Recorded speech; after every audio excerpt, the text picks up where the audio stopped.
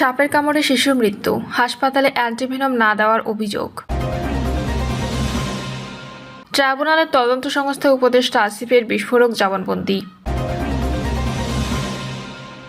জানাবো দামে হাঁসফাঁস, ক্রেতার নাভিশ্বাস।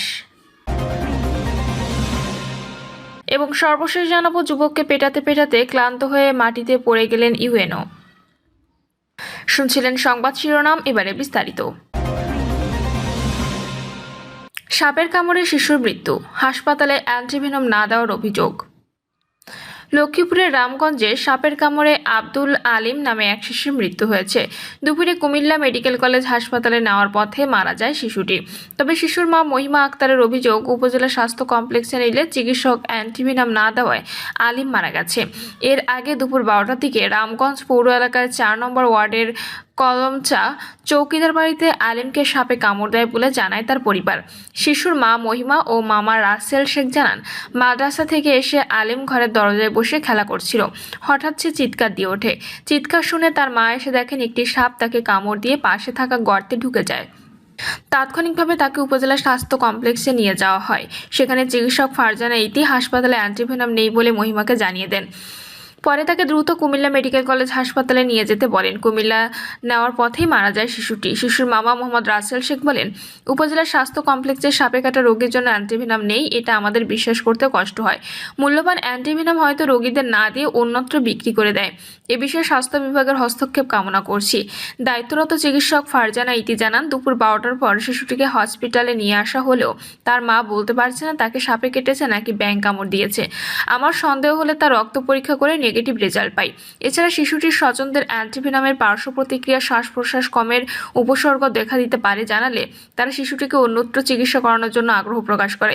এতে সরকারি অ্যাম্বুলেন্সে কুমিল্লা মেডিকেল কলেজে তাকে পাঠানো হয়। তাদের অভিযোগ সঠিক নয়। আমাদের কাছে অ্যান্টিভেনম থাকার পরও কেন দেব না? রামগঞ্জ উপজেলা স্বাস্থ্য পরিবার পরিকল্পনা কর্মকর্তা আনোয়ার হোসেন জানান, এরকম হওয়ার কথা না। আমাদের হাসপাতালে যে অ্যান্টিভেনম আছে তা দিয়ে 4 জন রোগীকে চিকিৎসা দেওয়া যাবে। অন্য কোথাও রোগীকে রেফার করতে হলে অবশ্যই অ্যান্টিভেনম দিয়ে রেফার করতে হবে, কিন্তু কী কারণে ওই চিকিৎসক অ্যান্টিভেনম দেননি তা খতিয়ে দেখা হচ্ছে। ট্রাইব্যুনালের তদন্ত সংস্থায় উপদেষ্টা আসিফের বিস্ফোরক জবানবন্দি। স্থানীয় সরকার, পল্লী উন্নয়ন ও সমবায় মন্ত্রণালয়ের উপদেষ্টা আসিফ মাহমুদ সজীব ভুঁইয়া বলেছেন, শেখ হাসিনা ও সাবেক স্বরাষ্ট্রমন্ত্রীকে দেখানোর কথা বলে সমন্বয়কদের থেকে জোরপূর্বক ভিডিও বার্তা নেওয়া হয়েছিল। আসিফ মাহমুদ বলেন, 19 জুলাই রাতে গুম হওয়ার আশঙ্কায় গুলশান থেকে স্থান পরিবর্তনের চেষ্টা করেছিলাম আমি। ঠিক সেই সময় ইন্টারনেট সংযোগ বিচ্ছিন্ন ছিল। আমরা শুধু ফোন কলেই যোগাযোগ করেছিলাম। পরে জানতে পারি সেই সুযোগে ডিজিএফআই আমার মোবাইল ট্র্যাক করে আমাকে তুলে নেয়।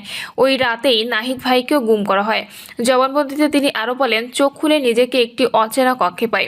পরবর্তীতে ক্যান্টনমেন্টে অবস্থিত ডিজিএফআই এর আয়নাঘর পরিদর্শনের সময় বুঝতে পারি আমাকেও সেখানেই রাখা হয়েছিল। তিনি বলেন, সাংবাদিক তাসনিম খলিলের ভাষ্যমতে সেটি ছিল তথাকথিত ভিআইপি সেল, যেখানে তুলনামূলক ভালো পরিবেশ থাকলেও আমি 19 জুলাই শুক্রবার থেকে 24 জুলাই বুধবার পর্যন্ত গুম অবস্থায় ছিলাম। মুক্তির পর গণস্বাস্থ্য হাসপাতালে চিকিৎসা নেয়, যেখানে নাহিদ ভাইও চিকিৎসাধীন ছিলেন। সে সময় আমরা সার্বক্ষণিক নজরদারির মধ্যে ছিলাম। জবানবন্দিতে আরও বলেন, ওই সময় সরকার কোটা আন্দোলনকারীদের দাবির অনুকূলে রায় ঘোষণা করে। 17 জুলাইয়ের পর থেকে ডিজিএফআই, ইন্টারনাল এফআইএস ব্যুরো ও ডিএমপি-সিসিটিসির কয়েকজন কর্মকর্তা সংলাপের চেষ্টা শুরু করে, কিন্তু আলোচনার আড়ালে চলতে থাকে নজরদারি, মোবাইল জব্দ ও আন্দোলন স্থগিতের চাপ, লোমহর্ষক নির্যাতনের অভিজ্ঞতা উল্লেখ করে তিনি বলেন, 25 জুলাই ভিডিও বার্তা দিতে অস্বীকৃতি জানালে আমাকে শারীরিকভাবে আঘাত করা হয়। 26 জুলাই হাসপাতাল থেকে আমাদের তুলে নিয়ে যাওয়া হয় ডিবি কার্যালয়ে, যেখানে 6 দিন আটক রেখে জোরপূর্বক ভিডিও স্টেটমেন্ট নেওয়া হয়। রমনা জোনের ডিসি হুমায়ুন আমাদের পরিবার ও আন্দোলনকারীদের নামে মামলা দেওয়ার হুমকি দেন, আর ভিপি নূরকে সেখানে মারধরের ঘটনা ঘটে। অবশেষে 1 আগস্ট মুক্তি পাওয়ার পর আন্দোলনের পরিস্থিতি বিশ্লেষণ করে 3রা আগস্ট কেন্দ্রীয় শহীদ মিনারে সরকার পতনের এক দফা ঘোষণা দেন বলে জানান যুব ও ক্রীড়া মন্ত্রণালয়ের এর উপদেষ্টা। দামে হাঁসফাঁস, ক্রেতার নাভিশ্বাস। ছাত্র জনতার গণ অভ্যুত্থানে আওয়ামী লীগ সরকারের পতনের পর নিত্য প্রয়োজনীয় পণ্যের দাম কিছুটা স্বস্তিদায়ক ছিল। বছর ঘুরতেই হুট করে বেশ কিছু পণ্যের দাম বেড়েছে।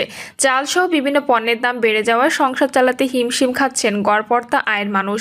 খোদ সরকারি সংস্থা ট্রেডিং কর্পোরেশন অব বাংলাদেশ হিসাবে বলছে, গত এক বছরের ব্যবধানে এখন বাজারে বেশিরভাগ নিত্যপণ্যের দাম বেড়েছে। হুট করে দাম বাড়ার মতো সুনির্দিষ্ট কোনো পরিস্থিতি না থাকলেও কিছু কিছু পণ্যের দাম অস্থিতিশীল দেখা যাচ্ছে, যে জন্য ওইসব নির্দিষ্ট পণ্যের ব্যবসায়ীদের মনিটরিং প্রয়োজন। যারা বাজার মনিটরিং করছেন তাদের দেখা প্রয়োজন আসলে কী কারণে এটা হচ্ছে, এর মধ্যে কোনো অসঙ্গতি রয়েছে কিনা। মৌলভীবাজার ব্যবসায়ী সমিতির সভাপতি হাজী বশিরউদ্দিন, তবে ওই বাজার দর বিশ্লেষণে দেখা যায় যেসব পণ্য বেশি প্রয়োজনীয় সেগুলোর দাম বেড়েছে, অর্থাৎ যেসব পণ্যের চাহিদা সবসময় থাকে এখন গত বছরের চেয়ে বেড়েছে চাল, আটা, ময়দা, ভোজ্য তেল, মসুর ডাল, মাছ, গরু ও খাসির মাংস, মুরগি, গুঁড়ো দুধের দাম।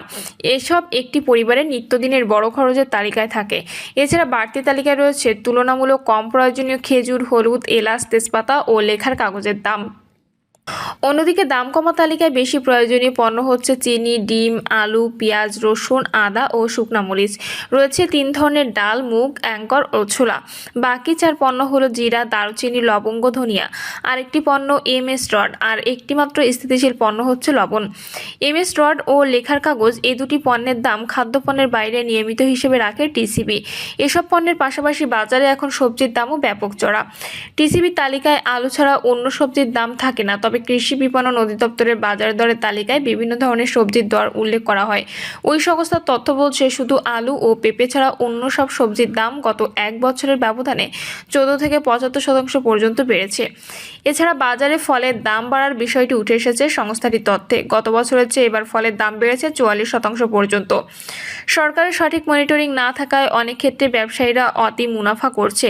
হুট করে সবাই মিলে সিন্ডিকেটে নেমেছে, যে কারণে অল্প সময়ের মধ্যে অনেক পণ্যের দাম অস্থিরতা দেখা দিয়েছে। ক্যাবের সিনিয়র সহসভাপতি এস.এম. নাজের হোসাইন টিসিবির ও কৃষি বিপণন অধিদপ্তরের তালিকার বাইরেও বেশ কিছু ওষুধ, গৃহস্থালির পণ্য ও প্রসাধনীর মতো অনেক প্রয়োজনীয় পণ্যের দাম বেড়েছে। বর্তমান বাজার পরিস্থিতিতে বিপদে নিম্ন ও স্বল্প আয়ের মানুষ।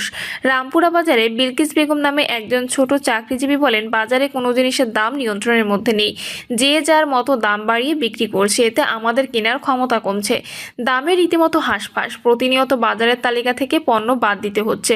শান্তিনগর বাজারের ক্রেতা মাজহারুল ইসলাম বলেন, হঠাৎ করে পেঁয়াজ সহ অনেক নিত্যপণ্যের দাম বাড়ায় বিপাকে আছি।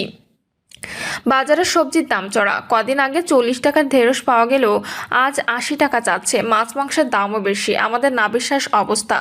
মৌলভীবাজার ব্যবসায়ী সমিতির সভাপতি হাজী বশিরউদ্দিন বলেন, হুট করে দাম বাড়ার মতো সুনির্দিষ্ট কোনো পরিস্থিতি না থাকলেও কিছু কিছু পণ্যের দাম অস্থিতিশীল দেখা যাচ্ছে, যে জন্য ওইসব নির্দিষ্ট পণ্যের ব্যবসায়ীদের মনিটরিং প্রয়োজন। যারা বাজার মনিটরিং করছেন তাদের দেখা প্রয়োজন আসলে কী কারণে এটা হচ্ছে, এর মধ্যে কোনো অসঙ্গতি রয়েছে কিনা। এ বিষয়ে বাণিজ্য সচিব মাহবুবুর রহমান সাংবাদিকদের জানান, পেঁয়াজের দাম বাড়ার কারণে আমদানির উদ্যোগ নেওয়া হচ্ছে।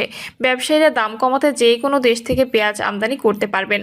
বাজার বিশ্লেষকরা বলছেন, এসব পণ্যের দাম কমাতে সুনির্দিষ্ট বেশ কিছু পদক্ষেপ দরকার। কনজিউমার্স অ্যাসোসিয়েশন অব বাংলাদেশের সিনিয়র সহসভাপতি এস.এম. নাজের হোসাইন বলেন, সরকারের সঠিক মনিটরিং না থাকায় অনেক ক্ষেত্রে ব্যবসায়ীরা অতি মুনাফা করছে। হুট করেই তারা সবাই মিলে সিন্ডিকেটে নেমেছে, যে কারণে অল্প সময়ের মধ্যে অনেক পণ্যের দামেও অস্থিরতা দেখা দিয়েছে।